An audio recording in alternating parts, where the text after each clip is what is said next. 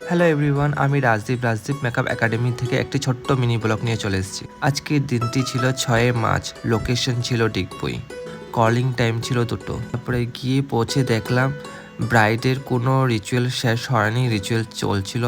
Ritual শেষ হওয়ার পরে আমি মেকআপ করতে বসলাম নাগাদ 3:30। ধরো ব্রাইড নিজেই এরকম কালার কম্বিনেশন পরবে বলে ভেবেছে যেটা তার স্কিন টোনের সাথে ম্যাচই করবে না।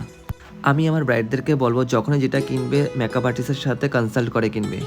মেকআপের সাথে সাথে ড্রেস, জুয়েলারি, মুকুট আর ওড়নাটাও ম্যাটার করে, তবেই বেস্ট লুক দেবে।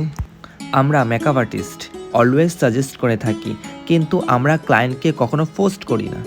আর রিসেপশনের কথাও বলি, ব্রাইড তো জানে এই কালারের শাড়ি বা লেহেঙ্গা ম্যাচ করবে না, কিন্তু ব্রাইড নিরুপায় পড়তে তো হবে, কারণ শ্বশুরবাড়ি থেকে দিয়েছে। আর এখন দেখো কারেন্টটা চলে যাবে, অন্ধকারে কাজ করতে হবে আমি আমার সমস্ত মেকআপ আর্টিস্ট আপকামিং হাজব্যান্ডদের রিকোয়েস্ট করছি, শাড়ি বা লেহেঙ্গা কিনবেন প্লিজ আপনারা মেকআপ আর্টিস্টদের কথা বলে কিনবেন, কারণ মেকআপের পাশাপাশি ড্রেসটাও ম্যাটার করে।